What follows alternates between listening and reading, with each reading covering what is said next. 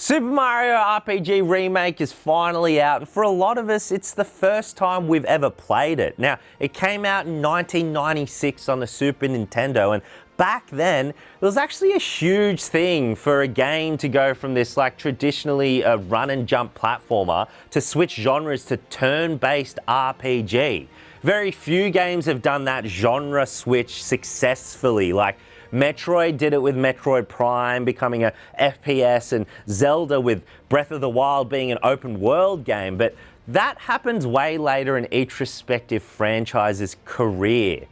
You've also got the spin-off titles like Paper Mario and Mario and Luigi being very successful RPG games for Mario, but the thing is, I think the success of those games can be attributed to the game that came before, Super Mario RPG.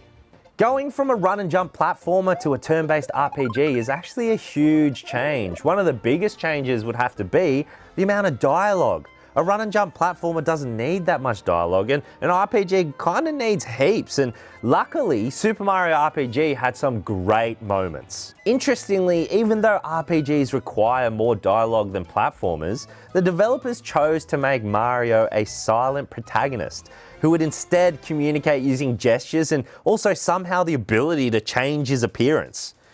It was so silly and fun, and this tradition would continue in Paper Mario and Mario and Luigi. It was the perfect way to inject a bit of slapstick humor into Mario as a character. The story of Super Mario RPG is real cool because Bowser's not the baddie this time. Instead, you got the Smithy Gang, who are a bunch of sentient weapons who have infiltrated the world and scattered the 7 pieces of Star Road, and you and a bunch of your friends have to go and gather all those pieces. It was a great opportunity to flesh out the world of Mario and give a bit more info on the stars and why they're sentient and the powers that they can give. One of the cool features that Super Mario RPG introduced and then also became a mainstay in the rest of the RPG games was this action command thing. Now, action commands are awesome. It would be a thing where if you chose to attack an enemy, right before your attack lands, if you pressed an input, you would do more damage. And that would work for defense as well. This was carried on in Paper Mario and the Mario and Luigi franchise. Action commands are a cool way to make battles way more engaging. You couldn't just press a menu item and then just see what happens. You actually had to be involved in the timing of your attack or defense. I also loved in Mario and Luigi how that was then developed upon even more, where if you failed an action command with a brother attack, they would do this funny animation where they'd stuff it up. It's so funny. It's this cool way to make the battles seem kind of more engaging, and you actually had to time things right. Mario RPG does a great job of fleshing out characters' abilities for an RPG. Obviously, we know Mario's a run and jump guy, so obviously one of his attacks is going to be a jumping ability. He can jump on his enemies, he can do multiple jumps with a super jump ability. He also gets a fire flower ability where he gets to shoot fireballs. Of course, so cool. But my favorite thing is early on in the game, you run into a hammer brother who you defeat, who leaves a hammer behind, and you can equip it as a weapon. So you forget that originally Mario had this hammer that he would destroy barrels with, and that's included in the RPG. It's so good. The hammer would feature again in Paper Mario and Mario and Luigi, because how are you going to jump on a spiky enemy? No, it's going to hurt your feet. So what you can do is mash him with a hammer. It's so great and fun to implement this side of Mario as a plumber in the RPG as an attack.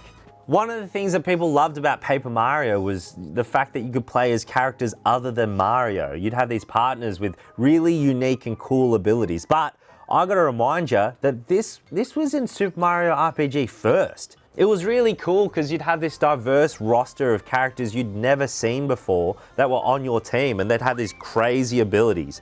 You'd have Mallow, who was supposedly a frog, but was actually a cloud, and of course as a cloud you'd have weather-based abilities, and then Gino, who was Pinocchio-esque, this toy that came to life but also had a massive beam attack.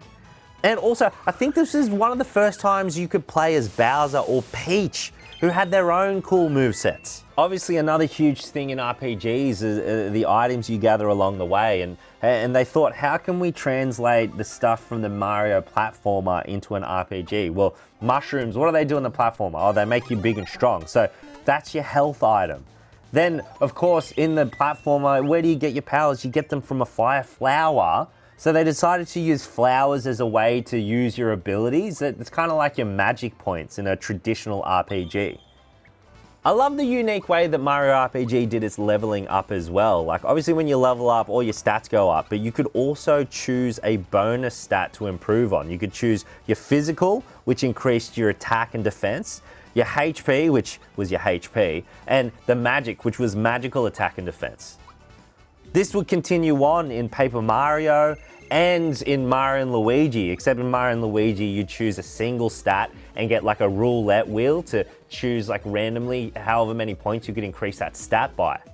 I'm so glad that Super Mario RPG was remade for this newer audience, because this newer audience, they loved Paper Mario and all those Paper Mario games. They loved Mario and Luigi, and so I'm super psyched for those people to see where all that magic originally came from, because it originally came from Super Mario RPG. And the best thing is, after you finish playing Super Mario RPG, you can then go on to play Paper Mario Thousand Year Door, because that's been remade for 2024. How good are Mario RPG games? Make more. We'll play all of them. All Mario Rabbids, Sparks of Hope, all of that. It's so good. I'll see you next time.